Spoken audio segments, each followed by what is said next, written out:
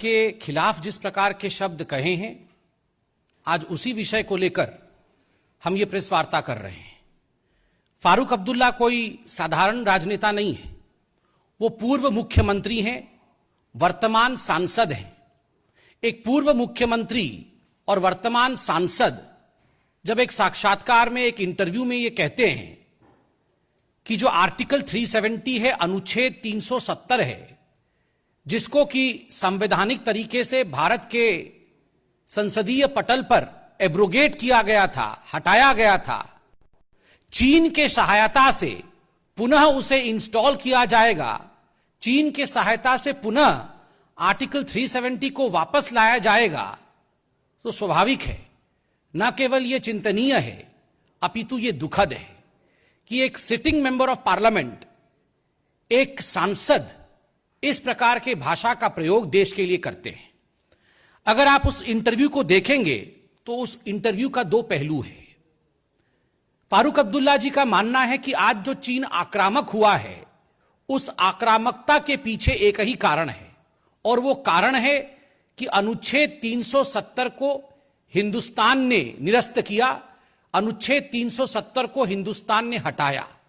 Mr. Farooq Abdullah categorically in his interview states that since Indian Parliament abrogated Article 370, it has irked China, it has disturbed China, and that's why China is justified for the kind of aggression that it has taken on. एक तरह से फारूक अब्दुल्ला अपने इस interview में न्यायोचित ठहराते हैं चीन के इस विस्तारवादी मानसिकता को, और दूसरी ओर उससे भी बढ़कर एक तरह से एक देशद्रोही कमेंट करते हैं और कहते हैं भविष्य में चीन के साथ मिलकर अगर हमें यह मौका मिलेगा तो हम अनुच्छेद 370 वापस लाएंगे। Together with China, with the help of China, we would bring back article 370।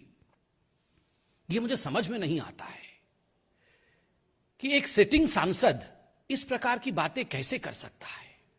कैसे वो कह सकते हैं कि किसी दूसरे देश के साथ मिलकर हम अनुच्छेद 370 वापस लाएंगे। अनुच्छेद 370 का हटाना, इसको लेकर एक डेमोक्रेटिक कंट्री में, एक लोकतांत्रिक देश में आपके मन में किसी प्रकार का रिजर्वेशन है, आप उसके खिलाफ कहना चाहते हैं, आप स्वतंत्र हैं, किंतु यह कहना कि दूसरे देश के साथ मिलकर हम अनुच्छेद 370 ले आएंगे, यह अपने आप में न केवल समझ से बाहर है, न केवल निंदनीय है, मगर सही मायने में कहा जाए तो यह देश विरोधी स्टेटमेंट है। दिस इज एब्सोल्युटली सेडिशियस, यह सेडिशियस स्टेटमेंट है। बंधुगण, जहां तक फारूक अब्दुल्ला जी का सवाल है, फारूक अब्दुल्ला जी एक रिपीट ऑफेंडर है। यह कोई पहली बार फारूक अब्दुल्ला जी ने ऐसा कहा हो, ऐसा नहीं हुआ है। इससे पहले भी फारूक अब्दुल्ला जी ने कई बार इस प्रकार के स्टेटमेंट दिए हैं, जिसको आप सुनकर, जिसको आप देखकर हतप्रभ रह जाएंगे।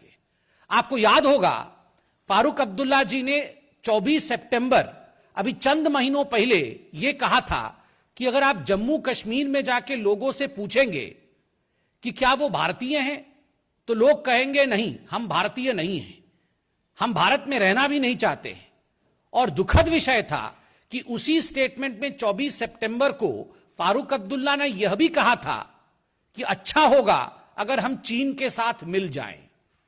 आप बताइए, देश के संप्रभुता पर प्रश्न उठाना, देश के इंडिपेंडेंस पर, देश की सॉवरेनिटी पर, उस पर प्रश्न चिन्ह लगाना, यह एक सांसद को किस प्रकार से शोभा देता है, और क्या यह देश विरोधी वचन नहीं है?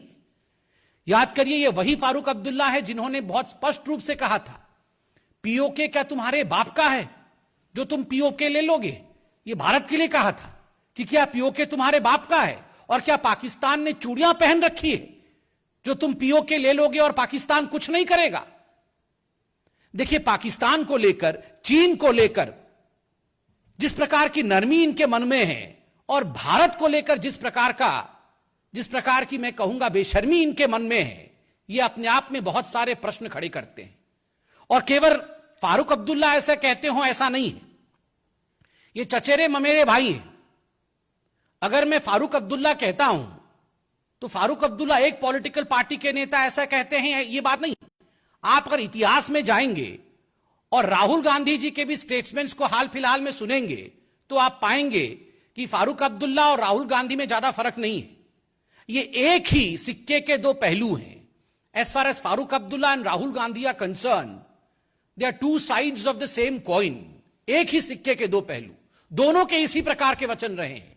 मोदी जी से घृणा करते करते अब यह हद हो गई है कि ये लोग अब देश से घृणा करते हैं, अब ये भारत से घृणा करते हैं, अब ये हिंदुस्तान से घृणा करते हैं। ये वही राहुल गांधी है जिन्होंने चंद दिनों पहले हिंदुस्तान को सरेंडर्ड बताया था कि हिंदुस्तान के प्रधानमंत्री ने सरेंडर कर दिया है। ये वही राहुल गांधी है जिन्होंने एक हफ्ते पहले कहा था कि प्रधानमंत्री कायर है, प्रधानमंत्री छुपा हुआ है, प्रधानमंत्री डरा हुआ है। दूसरे देशों के लिए तारीफ और अपने देश, अपने प्रधानमंत्री, अपने आर्मी के लिए इस प्रकार के वचन, ये कहां तक देश के सन्मुख है और ये कहां तक देश विरोधी है, ये आप सब जानते हैं और आप सब समझते हैं। आप याद करिए, ये वही कांग्रेस पार्टी है जिसने सर्जिकल स्ट्राइक तक पे सवाल उठा दिया था। सर्जिकल स्ट्राइक पे, एयर स्ट्राइक पे सवाल उठाकर राहुल गांधी पाकिस्तान में हीरो बने थे। आज फारूक अब्दुल्ला चीन में हीरो बने होंगे। ये लोग, चाहे वो फारूक अब्दुल्ला हो, चाहे वो राहुल गांधी है, ये तमाम जगह हीरो बन रहे हैं। पाकिस्तान में हीरो बन रहे हैं, चीन में हीरो बन रहे हैं, टर्की में हीरो बन रहे हैं। हां, टर्की के नाम से याद आया कि अभी तो जीजाजी वहां स्केटिंग कर रहे हैं टर्की में। मैंने देखा नया ऑफिस खुला है टर्की में कांग्रेस पार्टी का। कांग्रेस पार्टी का दफ्तर खुलना, जीजाजी का जाके वहां स्केटिंग करना, भारत के खिलाफ ट्वीट करना, भारत ने सरेंडर कर दिया है, इस प्रकार की बातें बोलना, सलमान खुर्शीद का वहां जाकर पाकिस्तान में कहना कि हां, पाकिस्तान तो शांति चाहता है मगर हिंदुस्तान शांति नहीं चाहता, और सलमान खुर्शीद का बीजिंग में जाके कहना एक स्टैंड ऑफ के समय कि हां हां बीजिंग इतना सुंदर है कि हम तो बीजिंग में ही बसना चाहते हैं। जहां तक फारूक अब्दुल्ला और राहुल गांधी जी का सवाल है, मैं तो उनसे कहूंगा कि आप दोनों डुप्लेक्स बना के रहिए। आप दोनों को अगर हिंदुस्तान के बाहर सारे देश अच्छे लगते हैं, आपको लगता है हिंदुस्तान में टॉलरेंस नहीं है, हिंदुस्तान में सहिष्णुता नहीं है, आर्टिकल 370 को दूसरे देशों से उनके मदद के माध्यम से आर्टिकल 370 को पुनः स्थापित करना है, आपको लगता है जैसे मणिशंकर अय्यर ने जाके पाकिस्तान में कहा था कि मोदी की सरकार को गिराना होगा, तो ये दोनों, चाहे फारूक गांधी कहिए या राहुल अब्दुल्ला कहिए, दोनों में कोई फर्क नहीं है। दोनों एक ही हैं, बिल्कुल एक हैं, एक ही कॉइन के दो साइड हैं, ये कोई फर्क नहीं है। और मैं दोनों से रिक्वेस्ट करता हूं कि अगर इतनी समानता है दोनों की विचारधारा में, तो डुप्लेक्स बना के वो जिस भी शहर में रहना चाहें वहां रह सकते हैं। This is duplex of duplicity. ये दोहरे चरित्र का, दोहरे मानदंड का, दोगलेपन का डुप्लेक्स है। ये दोनों मिलकर देश के ऊपर आक्रमण करना। एमओयू साइन करते हैं 2008 में जाके मां बेटे दोनों चाइना में, राजीव गांधी फाउंडेशन से पैसा लेते और बदले में महिमा मंडन चीन का किया जाता है। ओलंपिक में, बीजिंग ओलंपिक में प्रधानमंत्री नहीं जाते, सोनिया जी चली जाती हैं। डोकलाम के स्टैंड ऑफ के समय जिस प्रकार से चाइनीज टेंट के नीचे राहुल गांधी पकड़े गए थे, वाड्रा परिवार पकड़ा गया था, और आज फारूक अब्दुल्ला जी का जिस प्रकार का बयान आ रहा है, मैं इन तमाम लीडर ऑफ अपोजिशन से कहना चाहूंगा कि लीडर ऑफ अपोजिशन केवल अपोज करने के लिए नहीं होता है। जो लीडर होते हैं अपोजिशन पार्टीज में, वो भले ही नेताओं के विरोध में कहें, वो पार्टियों के विरोध में कह सकते हैं, ये लोकतांत्रिक देश है, ये पॉलिसीज के विरोध में कह सकते हैं, किंतु हिंदुस्तान का विरोध करना, भारत का विरोध करना, हिंदुस्तान के संप्रभुता का विरोध करना, हिंदुस्तान के पार्लियामेंट में जो डिसीजन हुआ उसका विरोध करना, यह कहां तक न्याय उचित है, यह कहां तक उचित है। मैं एक और बात कह के अपनी बात को अंत करूंगा। आज जिस प्रकार फारूक अब्दुल्ला ने आर्टिकल 370 को लेकर कहा है कि हम चीन के मदद से आर्टिकल 370 को पुनः वापस ले आएंगे, यह ठीक उसी प्रकार का स्टेटमेंट है जैसे अधीर रंजन चौधरी ने राहुल गांधी जी के कहने पर पार्लियामेंट के पटल पे, सदन के पटल पे, जब अनुच्छेद 370 पर आदरणीय अमित शाह जी डिबेट कर रहे थे, उस समय कहा था कि अमित शाह जी, क्या आपने इस बाइलैटरल मसले पर चर्चा कर ली है दूसरों से? आर्टिकल 370 एक द्विपक्षीय विषय है, एक बायलैटरल विषय है। आपको पाकिस्तान से चर्चा करना चाहिए था, उसके बाद यहां इंडिया में डिबेट करना चाहिए था। इसीलिए मैंने कहा कि चाहे फारूक अब्दुल्ला हो चाहे राहुल गांधी हो, दोनों में कोई फर्क नहीं है, दोनों चचेरे ममेरे भाई हैं, दोनों मिलकर इस प्रकार का बयान देते हैं और मोदी जी से नफरत करते करते उस मुकाम तक पहुंच गए हैं जहां वो देश का विरोध करते हैं, देश के विरोध में बयान देते हैं। आपको यह भी याद दिला दूं, इसी आर्टिकल 370 को जब रिपील किया गया था, राहुल गांधी पार्लियामेंट से बाहर आके कहे, याद होगा आपको, कि 100 लोग मर गए हैं, जम्मू कश्मीर में कई 100 लोग मर गए हैं। और इसी बात को, जो एक फेक न्यूज थी, इसी को ट्वीट करते हुए, इसी को उठाते हुए, राहुल गांधी के इस ट्वीट का सहारा लेते हुए इमरान खान ने डोसियर दिया था यूनाइटेड नेशन में। और डोसियर में पहला वाक्य राहुल गांधी जी का था कि राहुल गांधी कह रहे हैं कि अनुच्छेद 370 के कारण भारत में स्वतंत्रता समाप्त हो गई है, लोगों के साथ जीनोसाइड किया जा रहा है, और यह गलत न्यूज थी। तो स्वाभाविक है, ये लोग देश को ऊपर नहीं रखते हैं, ये कहीं ना कहीं केवल और केवल अपनी राजनीति को आगे बढ़ाना चाहते हैं। बहुत बहुत धन्यवाद। कोई प्रश्न हो तो पूछे।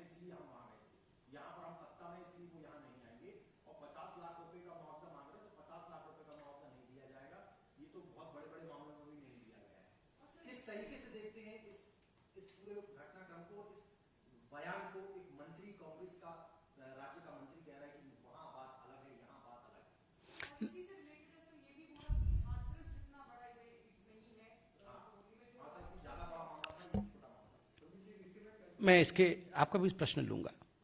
एक बहुत गंभीर प्रश्न आपने पूछा है।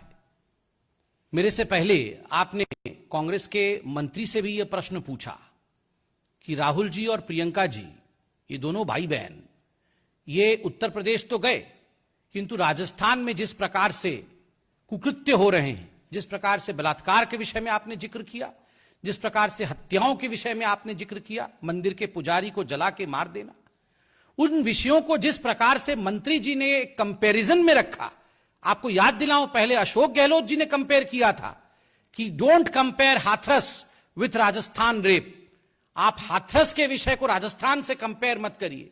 और केवल अशोक गहलोत ने नहीं, उससे पहले छत्तीसगढ़ के एक बहुत प्रमुख मंत्री ने, कांग्रेस पार्टी के, कहा था हाथरस वाला रेप तो बड़ा है, मगर छत्तीसगढ़ के बलरामपुर में जो रेप हुआ है वो छोटा है। रेप बड़ा और छोटा, हत्या बड़ी और छोटी। और मंत्री यह कह रहे हैं कि जहां हम सरकार में हैं वहां भाई बहन नहीं आएंगे, वहां राहुल और प्रियंका नहीं आएंगे, और जहां हम सरकार में नहीं हैं केवल वही जाएंगे। यह स्पष्ट रूप से दिखाता है कि कोरी राजनीति के लिए कांग्रेस पार्टी काम कर रही है, कोई न्याय के लिए काम नहीं कर रही है। और आज जनता यह सवाल उठा रही है कि राहुल गांधी जिस दिन उत्तर प्रदेश में प्रवेश कर रहे थे और उन्होंने झूठ कहा था कि पुलिस ने उनको धक्का दे दिया और वो गिर गए, पूरे हिंदुस्तान ने देखा था कि वो किस प्रकार खुद गिर गए थे। आज हिंदुस्तान पूछ रहा है कि तब का गिरा हुआ राहुल गांधी आखिर उठेंगे कब और राजस्थान जाएंगे कब? The question that the country is asking is, Rahul who had fallen then, when will Rahul rise and march towards Rajasthan and Chhattisgarh, where atrocities have been committed against women and other people? Yes, sir.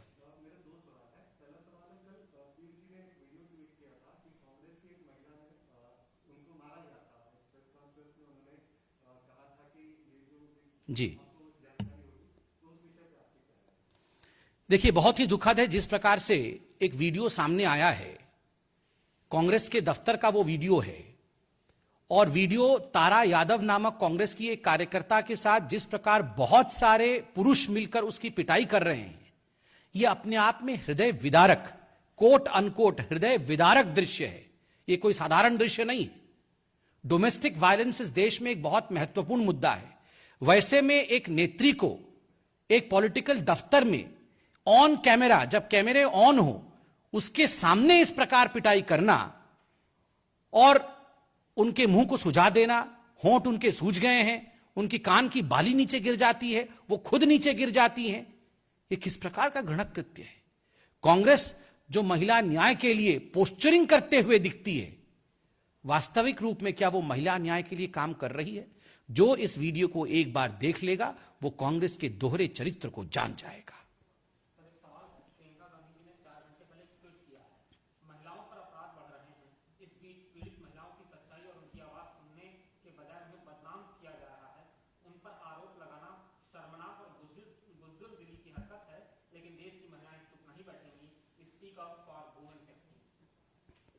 मुझे लगता है राजस्थान के विषय में आखिरकार प्रियंका जी जागरूक हुई हैं।